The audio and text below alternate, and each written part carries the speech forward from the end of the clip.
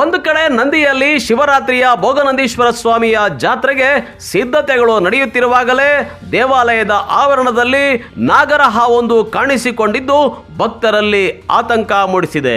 ಹೌದು, ಸೋಮವಾರ ಮಧ್ಯಾಹ್ನ ದೇವಾಲಯದ ಆಡಳಿತ ಕಚೇರಿಯಲ್ಲಿ ಪೇಶ್ಕಾರ್ ನಾಗರಾಜರವರು ಕೆಲಸ ಮಾಡ್ತಾ ಕುಳಿತಿದ್ದಾಗ ಅವರ ಕಚೇರಿಯೊಳಗೆ ಎಂಟ್ರಿ ಕೊಟ್ಟ ಮಿರ ಮಿಂಚುವ ಗೋಧಿ ಬಣ್ಣದ ಬುಸ್ ನಾಗಪ್ಪ ಸೀದಾ ಹೋಗಿ ಕಚೇರಿಯ ಫೈಲ್ಗಳಿದ್ದ ಬೀರುವಿನ ಹಿಂದೆ ಸೇರ್ಕೊಂಡಿದೆ. ಹೀಗೆ ಆಫೀಸ್ನೊಳಗೆ ಹಾವು ಎಂಟ್ರಿ ಕೊಡ್ತಾ ಇದ್ದದನ್ನು ಕಂಡ ಭಕ್ತರು ಹಾವು ಹಾವು ಎಂದು ಕೂಗಿದ್ದಾರೆ. ಅದನ್ನು ಕಂಡ ಪೇಶ್ಕಾರ್ ನಾಗರಾಜ್ ಅವರು ಒಂದು ಕ್ಷಣ ಅಲ್ಲಾಡದಂತಾಗಿದ್ದಾರೆ. ಆಮೇಲೆ ಅಲ್ಲೇ ಸ್ಥಳದಲ್ಲಿದ್ದ ಪೆದ್ದಣ್ಣ ಎಂಬ ಭಕ್ತರೊಬ್ಬರು ಹಾವನ್ನು ಹಿಡಿದು ಸುರಕ್ಷಿತವಾಗಿ ಹೊರಗೆ ಬಿಟ್ಟಿದ್ದು ಭಕ್ತರು ನೆಮ್ಮದಿಯ ನಿಟ್ಟುಸಿರು ಬಿಟ್ಟಿದ್ದಾರೆ.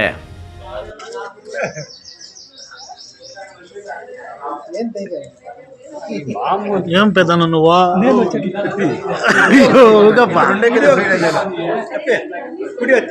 వీడియో చేస్తాను ఇది రెండోకి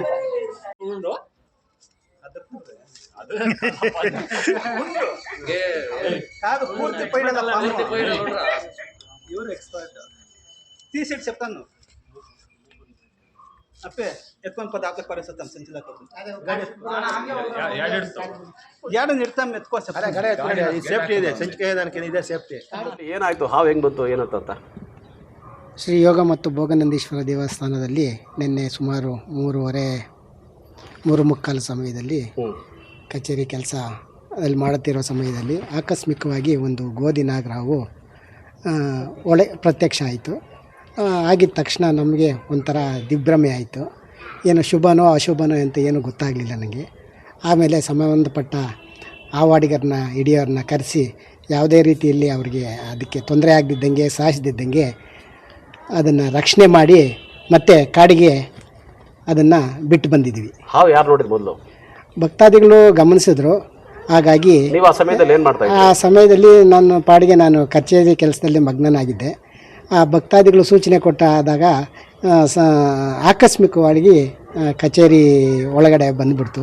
ತಕ್ಷಣ ಸಂಬಂಧ ಹಾವು ಹಿಡಿಯೋರನ್ನ ಕರೆಸಿ ಅದಕ್ಕೆ ಯಾವುದೇ ರೀತಿಯಲ್ಲಿ ಅಪಾಯ ಆಗದ ರೀತಿಯಲ್ಲಿ ಹಿಡಿದು ಅದನ್ನು ಸುರಕ್ಷಿತವಾಗಿ ಕಾಡೊಳಗೆ ಬಿಟ್ಟು ಬಂದಿದ್ವಿ. ಏನು ನಡೀತು ಸರ್? ಆಫೀಸ್ ರೂಮ್ನಲ್ಲಿ ನಾಗರಾವ್ ಅಂತ ನಾಗರಾಜನ್ ಪೇಶ್ಕರು ಕರೆದ್ರು. ಏನಪ್ಪ ಅಂತಂದು ಬಂದು ಕೇಳಿದ್ರೆ, ಅದನ್ನು ನಾವು ನಾಗರಾವ್ ಇದೆ ಹಿಡ್ಕೊ ಅಂತಂದರು. ಇನ್ನು 4 ಜನ ಬರ್ತಾ ಇರ್ತಾರೆ, ಹಿಡಿಲಿಲ್ಲ ಅಂತಂದರೆ ಒಂಥರ ಭಯ, ಹಿಡಿಲೇಬೇಕು. ಹಂಗಾಗಿ ಹಿಡ್ಕೊಂಡು ಬಿಟ್ಟು ಬಂದು ಸರ್. ಹೇಗೆ ಗೊತ್ತಾಯ್ತು ನಿಮಗೆ ಹಾವು ಬಂದಿದೆ ಅಂತೇಳಿ? ಯಾರು ಹೇಳಿದ್ರು ಸರ್? ಇಲ್ಲೇ ಆಫೀಸರ್ ಹೇಳಿದ್ರು. ಮುಂಚೆಯಿಂದ ಹಾವು ಹಿಡಿಯೋ ಧೈರ್ಯ ಐತೆ ನಿಮಗೆ? ಸರ್ ಹಿಡ್ದಿದ್ದೀನಿ, ಇಲ್ಲೇನೆ 4 ಹಿಡ್ದಿದ್ದೀನಿ ದೇವಸ್ಥಾನದಲ್ಲಿ.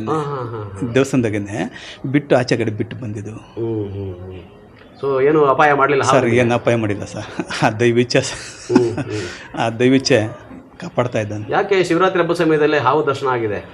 ಆ ಭಗವಂತನಾಜ್ಞೆ ಅಲ್ವಾ ಸರ್? ಅದು ಬೇರೆ ಉತ್ಸವದ್ದು ನಾವೇ ಮಾಡ್ತೀವಿ ಇಲ್ಲಿ. 4 ಜನ ಕರ್ಕೊಬಂದು ಉತ್ಸವದ್ದು ನಾನೇ ಒಂದು 20 ವರ್ಷದಿಂದ ಮಾಡ್ತಾಯಿದ್ದೀನಿ ಇಲ್ಲಿ. ಹಂಗಾಗಿ ಆ ದೈವ ಕೃಪೆ ಇಲ್ಲ, ನಂದೊನ್ನದು ಇಲ್ಲ, ಎಲ್ಲ ಆ ದೈವಿಚ್ಛೆ. ಏನು ನಿಮ್ಮ ಹೆಸರು? ಸರ್ ಪೆದ್ದಣ್ಣ. ಸರ್ ಪೆದ್ದಣ್ಣ. ಹೌದು ಸರ್ ಗಟ್ಟಿಗಾನಹಳ್ಳಿ, ಚಿಕ್ಕಬಳ್ಳಾಪುರ ತಾಲೂಕೆ, ಡಿಸ್ಟಿಕ್.